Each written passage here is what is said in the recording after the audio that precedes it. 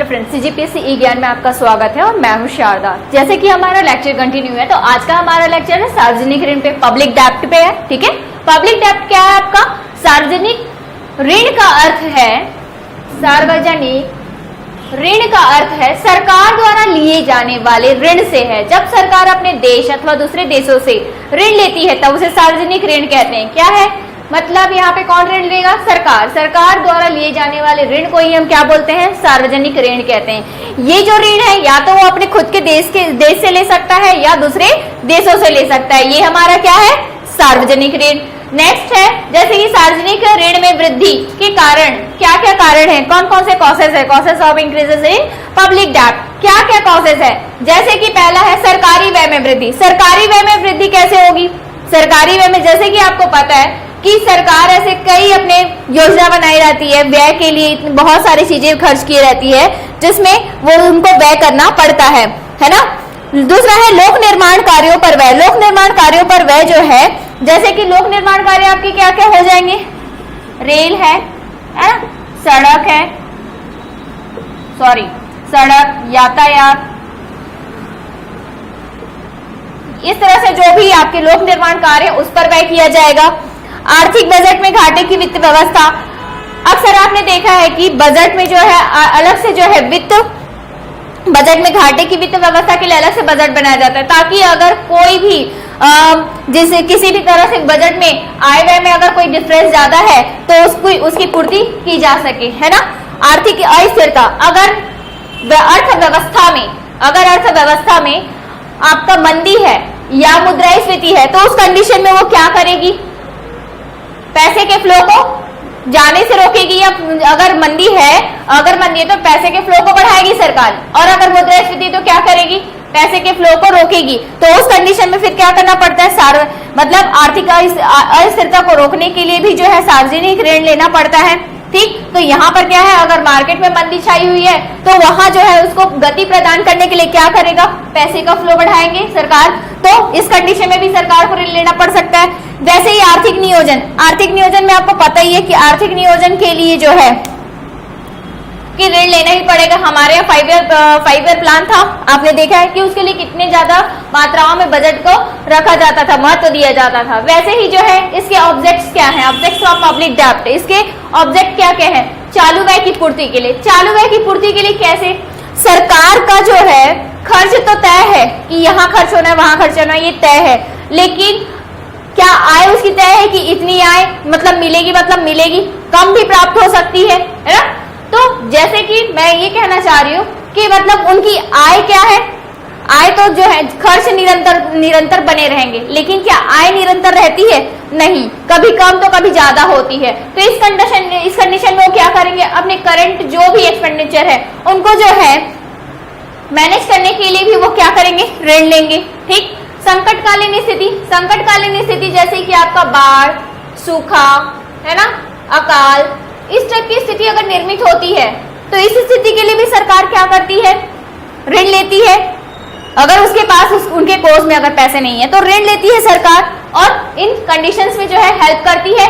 Okay, युद्ध के लिए आप जानते हो कि अपने देश की सीमा सुरक्षा के लिए हमको कितना खर्च करना पड़ता है, तो उस कंडीशन के लिए जो है सरकार बहुत ही ज्यादा उस पर खर्च करती है ताकि अपने देश की रक्षा की जा सके। तो युद्ध के लिए भी जो है अगर उनको कोई रक्षा उपकरण खरीदना है तो उसके कंडीशन में भी कुछ हो सकता है अपने आधा पैसा अपने जेब से लगा और कुछ पैसा किसी दूसरे देश के जेब से लगे, जिसे हमें बाद में लौटाना भी पड़ेगा। ठीक, नेक्स्ट है उत्पादक उद्यम में जैसे कि बड़े बड़े उद्योगों की स्थापना, है ना, विद्युत, संचार, इन सब की स्थापना, उद्योग, विद्युत, संचार, इस तरह से अलग अलग जो है उत्पादक उपक्रमों की जो है क्षेत्र में निवेश करेगी सरकार, जिससे क्या है अर्थव्यवस्था को गति प्रदान मिले। ठीक, इस कारण भी सरकार को लोक ऋण लेना पड़ता है। नेक्स्ट है अनुत्पादक सामाजिक सेवाओं के लिए। कौन कौन से अनुत्पादक सामाजिक सेवाएं हो सकती है? जैसे कि आपका सामाजिक सुरक्षा, है ना, सामाजिक सुरक्षा, शिक्षा, आवास, इन सब कार्यों के लिए भी सरकार को जो है ये क्या है? हमारे अनुत्पादक व्यय है। जिसके लिए हमको लोक ऋण सरकार को लेना पड़ सकता है आर्थिक विकास के लिए। मैंने बताया था आर्थिक विकास के लिए कैसे सरकार अगर अर्थव्यवस्था में देख रही है कि कहीं मंदी है, कहीं मुद्रास्फीति, तो उस कंडीशन में जो है वो स्थितियों को देखते हुए उस कंडीशन में भी आर्थिक विकास के लिए अपना डिसीजन लेती है लोक ऋण का। वैसे ही आर्थिक स्थिरता के लिए अगर आर्थिक विकास ले रही तो आर्थिक स्थिरता देने के लिए भी जो है वो क्या करेगी, आपका लोक ऋण की जो है सहायता लेगी। तो इस तरह से सार्वजनिक ऋण से मतलब टोटल यही होता है कि सरकार द्वारा लिए जाने वाले ऋण को ही सार्वजनिक ऋण कहते हैं। सार्वजनिक ऋण का वर्गीकरण देखते हैं हम, ठीक है, कि किस तरह से सार्वजनिक ऋण में मतलब कैसे कैसे ऋण लिया जाता है। देखो नेक्स्ट है अपना क्लासिफिकेशन ऑफ पब्लिक डेब्ट। पब्लिक डेब्ट का जो है क्लासिफिकेशन किस किस बेस पे किया गया है वो देखते हैं। सबसे पहले जो है अपना स्रोत के आधार पर, सबसे पहला कौन सा है, स्रोत के आधार पर, है ना। स्रोत के आधार पर भी दो भागों में बटा हुआ है, आंतरिक ऋण और बाह्य ऋण। स्रोत के आधार पर किन दो भागों में बटा हुआ है, आंतरिक ऋण और बाह्य ऋण। उपयोग के आधार पर, प्रत्येक आधार पर अलग अलग दो आधार है, क्लियर। उपयोग के आधार पर जो है दो भागों में बटा हुआ है, दूसरा जो है उपयोग के आधार पर। तो उपयोग के आधार पर दो भाग कौन कौन से, उत्पादक ऋण और अनुत्पादक ऋण। प्रकृति के आधार पर, प्रकृति के आधार पर जो है दो भाग कौन कौन से हैं, ऐच्छिक ऋण और अनिवार्य ऋण, ठीक। प्रकृति के आधार पर, सॉरी ये प्रकृति के आधार पर नहीं है, एक जो है अवधि के आधार पर है। ये जो है आपके क्या है, अवधि के आधार पर है, ठीक है, ये अवधि के आधार पर है। तो अवधि के आधार पर क्या है, अल्पकालीन ऋण और दीर्घकालीन ऋण। भुगतान के आधार पर क्या होगा, प्रतिदेय ऋण और अप्रतिदेय ऋण। भुगतान के आधार पर प्रतिदेय ऋण, अप्रतिदेय ऋण। ब्याज के आधार पर ब्याज सहित ऋण, ब्याज रहित ऋण, ठीक। तो ये इसके क्लासिफिकेशंस हैं। स्रोत के आधार पर आंतरिक ऋण, बाह्य ऋण। उपयोग के आधार पर उत्पादक ऋण, अनुत्पादक ऋण। प्रकृति के आधार पर ऐच्छिक ऋण, अनिवार्य ऋण। अवधि के आधार पर अल्पकालीन ऋण, दीर्घकालीन ऋण। भुगतान के आधार पर प्रतिदेय ऋण, अप्रतिदेय ऋण। ब्याज के आधार पर ब्याज सहित ऋण, ब्याज रहित ऋण। ओके, नेक्स्ट है देखो क्लासिफिकेशन। मैंने आपको बताया था जिसमें पहला क्लासिफिकेशन है स्रोत के आधार पर। स्रोत के आधार पर क्या है आपका, आंतरिक ऋण और बाह्य ऋण।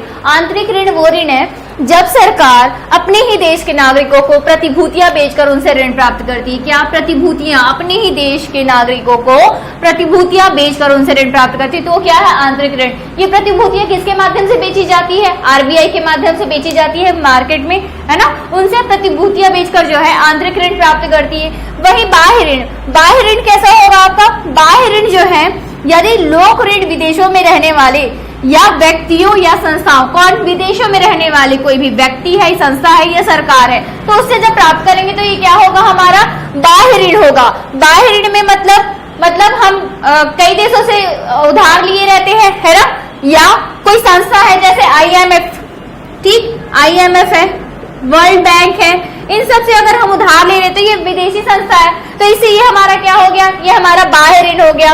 लेकिन हम अपने ही देश में जो है प्रतिभूतियां बेच रहे हैं या मार्केट में कोई ऐसी गतिविधि कर रहे हैं जैसे नागरिकों से ही हम पैसा ले सके ऋण के रूप में, तो वो हमारा क्या होगा, आंतरिक ऋण, और ये हमारा क्या होगा, बाह्य ऋण।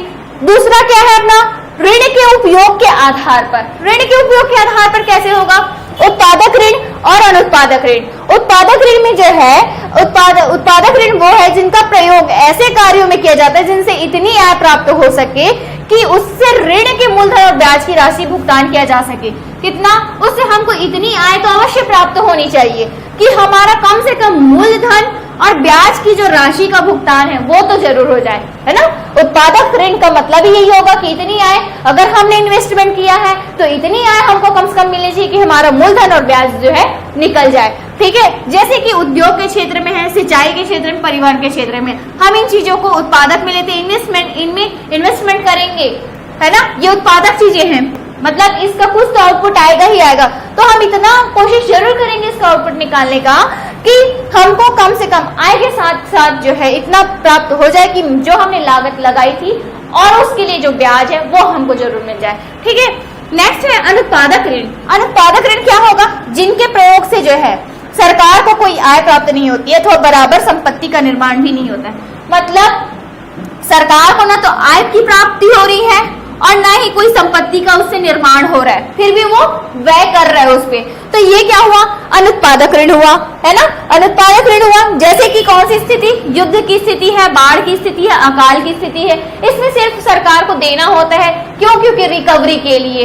अब वर्तमान स्थिति में जो भी आपदा आई हुई है उसे निपटने के लिए सरकार को खर्च करने पड़ते हैं, ठीक है, सिर्फ इसलिए। ये क्या उत्पादक हुई? नहीं, अनुत्पादक है ना। तो उत्पादक वो आए होगा जिनमें इन्वेस्टमेंट करे तो अपना मूलधन और ब्याज दोनों निकल आए, ठीक। और अनुत्पादक वो होगा जिसमें हम सिर्फ रिकवरी करते हैं लेकिन कोई लाभ मिलता नहीं है हमको।